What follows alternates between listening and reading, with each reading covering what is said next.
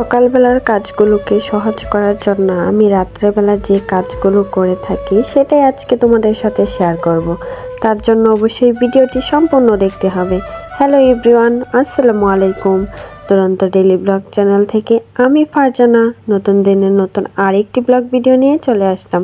আমার ভিডিওটি যে যেখান থেকে দেখছেন সবাই ভালো, সুস্থ এবং নিরাপদে আছেন। আলহামদুলিল্লাহ, আপনাদের দোয়াতে আমরাও খুব ভালো আছি। প্রতিদিনের মতো আজকের ভিডিওটি আমি আমার কাজকর্ম নিয়েই শুরু করেছি। তবে আজকের ভিডিওটি আমি রাত্রে থেকে শুরু করেছি। সকালের কাজগুলো সহজ করার জন্য আমি রাত্রে যে কাজগুলো করি সেইটাই আজকে তোমাদের সাথে শেয়ার করব। এই তো সকালের জন্য আমি এখানে কিছু রুটি বানিয়ে নিচ্ছিলাম।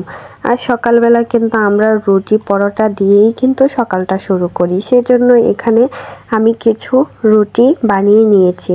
এই রুটিগুলো আমি ফ্রোজিং করে রাখবো, তার জন্য একটু বেশি করেই রুটিটা বানিয়ে নিয়েছি। যেগুলো ফ্রোজিং করে রেখেছিলাম সেগুলো শেষ হয়ে গেছে, তাই ভাবলাম রাত্রে একটু বেশি করে রুটি বানিয়ে ফ্রোজিং করে রাখি, তাহলে কিন্তু সকালের টাইমে কিন্তু আর নাস্তাটা বানাতে ঝামেলা হয় না। সেজন্য আমি রাত্রেবেলা এই কাজগুলো প্রায় সময় করে থাকি, তাই ভাবলাম তোমাদের সাথেও আজকে শেয়ার করি। আশা করি ভিডিওটা দেখলে তোমাদেরও কিন্তু উপকারে আসবে। এই তো এখানে আমি রুটিগুলোকে এভাবে করে ফ্রোজিং করে রাখছিলাম।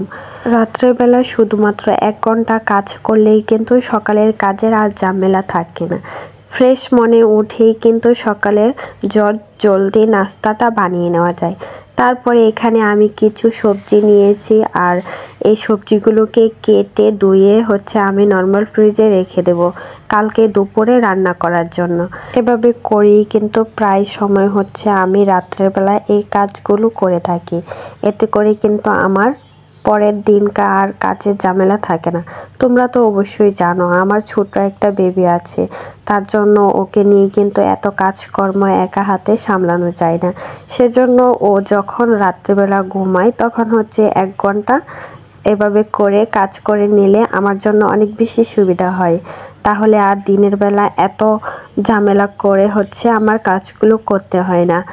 আর এই সবজিগুলো কাটা থাকলে কিন্তু রান্না বান্না তেমন একটা সময় লাগে না, তাহলে কিন্তু বাচ্চা নিয়ে অল্প সময়ের মাঝে কিন্তু রান্না বান্না শেষ করে নেওয়া যায়। তার জন্যই রাত্রেবেলা আমি শুধুমাত্র 1 ঘন্টা এভাবে করে কাজ করে রাখি। এতে করে আমার পরের দিনকার কাজের ঝামেলা থাকে না। খুব অল্প সময়ের মাঝে আমি রান্না বান্না যাবতীয় যা কাজকর্ম আছে সব কিছুই শেষ করে নিতে পারি। তারপরে এই তো সবজিগুলোকে ধুয়ে পরিষ্কার করে আমি এরকম বক্সে ভরে নর্মাল ফ্রিজে রেখে দেব। এতে করে কিন্তু সবজিগুলো নষ্টও হবে না আর এরকম ফ্রেশই থাকবে।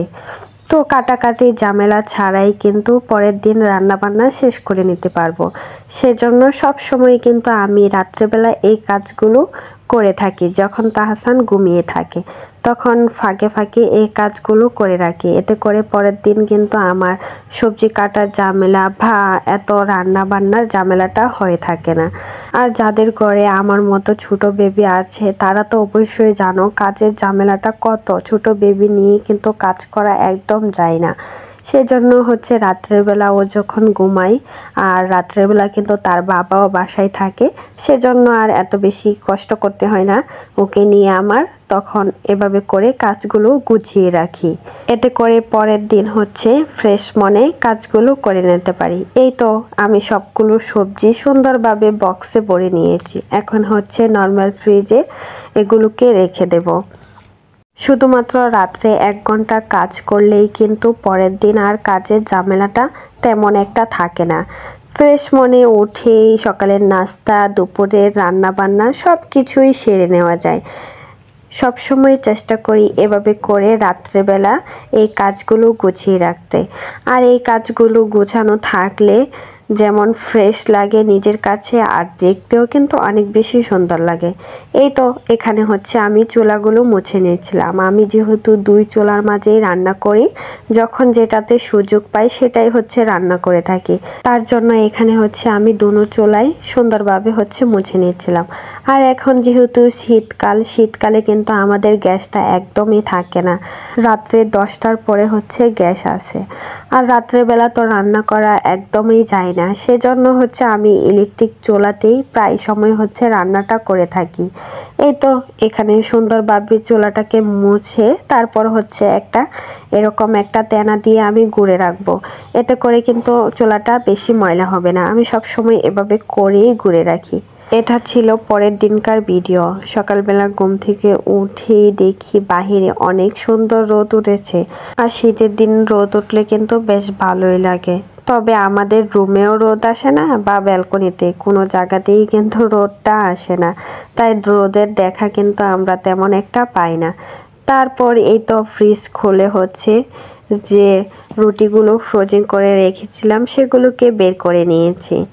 এখানে আমি চুলাতে আগে বাজিটা করে নেব, তারপর হচ্ছে রুটিগুলো ছেঁকে নেব। এই তো এখানে আমি প্যানটা বসিয়ে দিলাম চুলাতে। এখন হচ্ছে যে গাজর আর হচ্ছে আলু কেটে রেখেছিলাম সেগুলো বের করে এখন বাজি করে নেব। আর এই গাজর আর আলু ভাজি দিয়ে রুটি খেলে কিন্তু বেশ ভালোই লাগে। আমার কাছে ভীষণ ভালো লাগে। তোমাদের কাছে কেমন লাগে অবশ্যই কমেন্টে জানিও। আমার প্রাণপ্রিয় আপু ভাইয়ারা, জানি না আমার ভিডিওটা এখন পর্যন্ত কে কে দেখছো, কিন্তু একটা লাইক দিতে ভুলে গেছো। প্লিজ একটা লাইক দিয়ে আমার ভিডিওটি সম্পূর্ণ দেখার অনুরোধ রইল।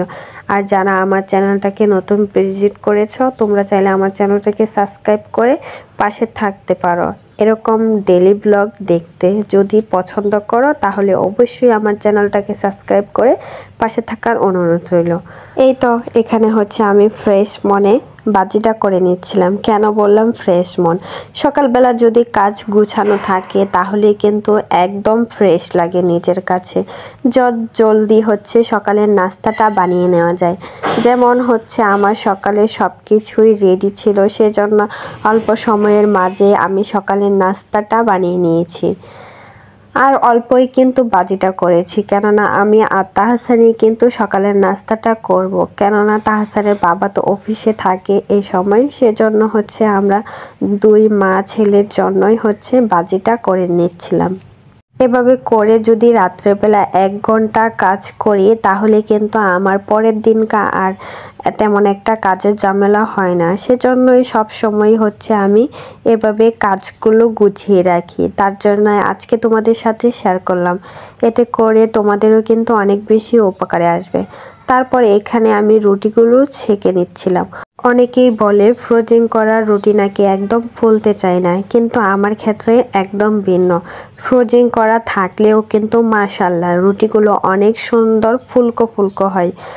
এক সাইড যখন হয়ে যাবে তারপর অপর সাইড দিলে কিন্তু সেই রুটিগুলো একদম ফুলকো ফুলকো হবে।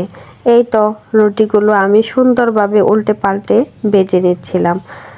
রাত্রেবেলা এই কাজগুলো করে নিলে সকালবেলা যদি একটু দেরিতে ওঠা হয় তাহলে কিন্তু কোনো চিন্তা থাকে না, কেননা সব কিছু রেডি করা থাকলে নাস্তা বা দুপুরের রান্না কোনোটাই কিন্তু দেরি হয় না, অল্প সময়ের মাঝে করে নেওয়া যায়। আর আমার যেহেতু বেবি আছে সেজন্য আমি এভাবে করে সব সময় কাজগুলোকে গুছিয়ে রাখি। এতে করে আমারও অনেক বেশি সুবিধা হয় আর আমার ছেলেকেও কিন্তু সময় দিতে পারি। সেজন্যই কিন্তু এভাবে করে কাজগুলো করে থাকি।